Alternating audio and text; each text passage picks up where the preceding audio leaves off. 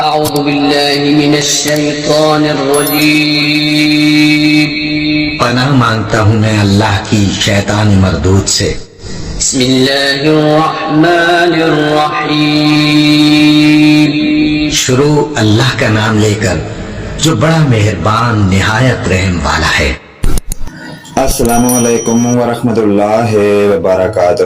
پیارے دوستوں اور پیارے بھائیوں، اسلامی ویڈیو شروع کرنے سے پہلے دنیا کے تمام دوستوں کو گزارش ہے، عرض ہے ہماری ویڈیو کو لائک کریں، سبسکرائب کریں اور ساتھ لگے ہوئے گھنٹی کے آل کے بٹن کو ضرور پریس کریں تاکہ ہماری ہر نئی آنے والی اسلامی ویڈیو آپ تک بر وقت پہنچ سکے۔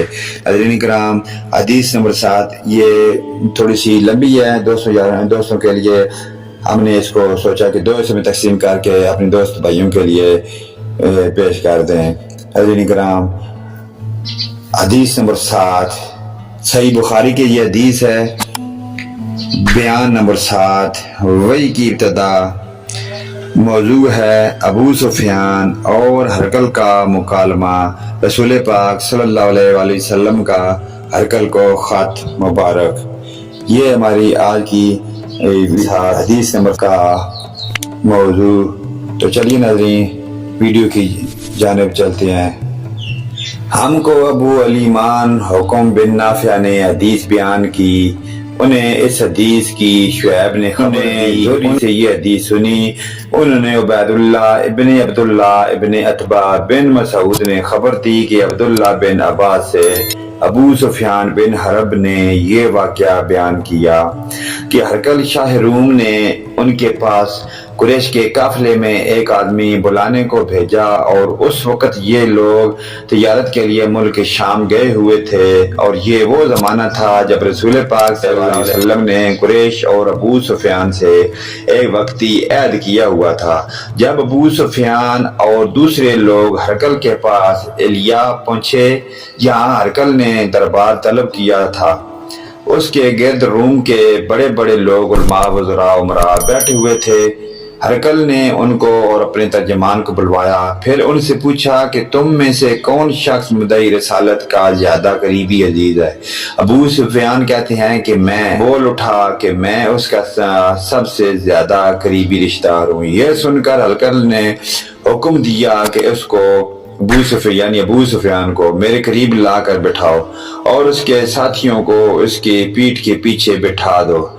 پھر اپنے ترجمان سے کہا کہ ان لوگوں سے کہہ دو کہ میں ابو سفیان سے اس شخص کے یعنی حضرت محمد صلی اللہ علیہ وآلہ وسلم کے حالات پوچھتا ہوں، اگر یہ مجھ سے کسی بات میں جھوٹ بول دے جھوٹ کر دینا۔ ابو سفیان کا قول ہے کہ اللہ کی قسم اگر مجھے یہ غیرت نہ آتی کہ یہ لوگ مجھ کو جھٹلائیں گے تو میں آپ صلی اللہ علیہ وآلہ وسلم کی نسبت ضرور غلط گوئی سے کام لیتا۔ خیر، پہلی بات جو ہرقل نے مجھ سے پوچھی وہ یہ کہ اس شخص کا خاندان تم لوگوں میں کیسا ہے؟ میں نے کہا کہ وہ تو بڑے اونچے عالی نسب والے ہیں۔ کہنے لگے پہلے بھی کسی نے تم لوگوں میں ایسی بات کہی تھی؟ میں نے کہا نہیں۔ کہنے لگا اچھا، اس کے بڑوں میں کوئی بادشاہ ہوا ہے؟ میں نے کہا نہیں۔ پھر اس نے کہا بڑے لوگوں نے اس کی پیروی اختیار کی ہے یا کمزوروں نے؟ میں نے کہا نہیں، کمزوری نے۔ پھر کہنے لگا اس کے تابعدار روز بڑھتے جاتے ہیں یا کوئی ساتھی پھر بھی جاتا ہے؟ میں نے کہا نہیں۔ کہنے لگا کہ کیا اپنے اس دعوے نبوت سے پہلے کسی بھی موقع پر اس نے جھوٹ بولا ہے؟ میں نے کہا نہیں، اور اب ہماری اس سے صلح کی ایک مقررہ مدت ٹھہری ہوئی ہے، معلوم نہیں کہ وہ اس میں کیا کرنے والا ہے۔ ابو سفیان کہتے ہیں کہ میں اس بات کے سوا اور کوئی جھوٹ اس گفتگو میں شامل نہ کر سکا۔ ہرقل نے کہا کہ کیا تمہاری اس سے کبھی لڑائی بھی ہوئی تو ہوتی ہے؟ ہم نے کہا کہ ہاں۔ بولا پھر تمہاری کی جنگ کا کیا حال ہوتا ہے؟ میں نے کہا کہ لڑائی ڈول کی طرح ہے، کبھی وہ ہم سے میدان جنگ جیت لیتے ہیں اور کبھی ہم ان سے جیت لیتے ہیں۔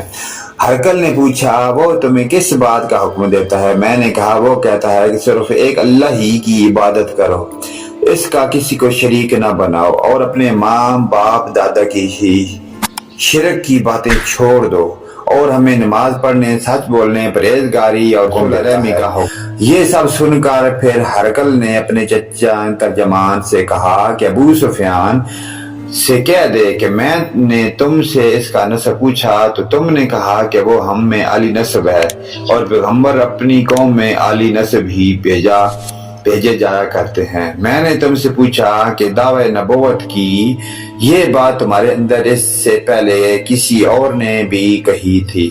تو تم نے جواب دیا کہ نہیں۔ تب میں نے اپنے دل میں کہا کہ اگر یہ بات اس سے پہلے کسی نے کہی ہوتی تو میں سمجھتا کہ اس شخص نے بھی اسی بات کی تقلید کی ہے جو پہلے کہی جا چکی ہے۔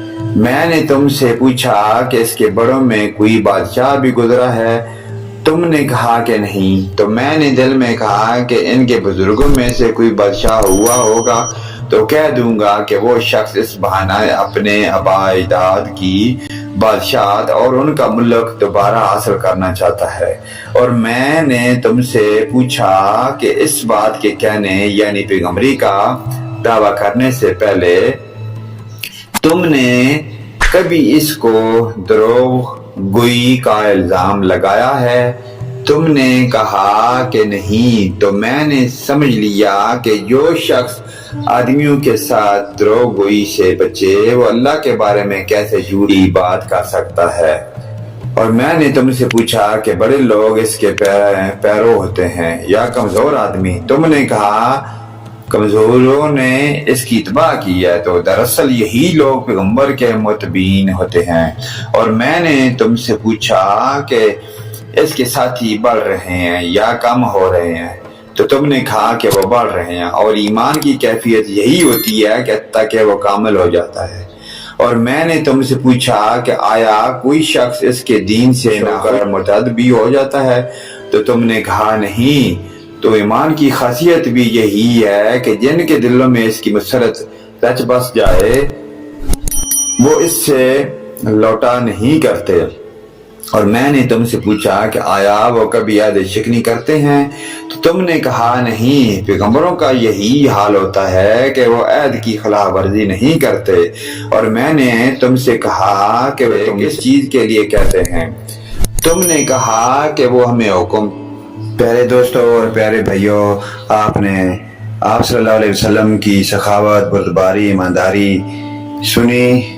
اللہ پاک آپ کو اور ہم سب کو آخرت کی فکر کرنے کی توفیق عطا فرمائے اور آپ کے نقش قدم پر چلنے کی توفیق عطا فرمائے۔ ویڈیو کا دوست پر مشتمل تھی، پہلے حصے کی ویڈیو آپ دوستوں کے بھائیوں کے سامنے ہم نے پیش کر دی ہے۔ دوسری ویڈیو کا آپ کی خدمت میں ہم دوبارہ حاضر ہوں گے۔ اجازت دیں۔ آمین ثم آمین یا رب العالمین۔ وآخرنا دعوانا الحمدللہ رب العالمین۔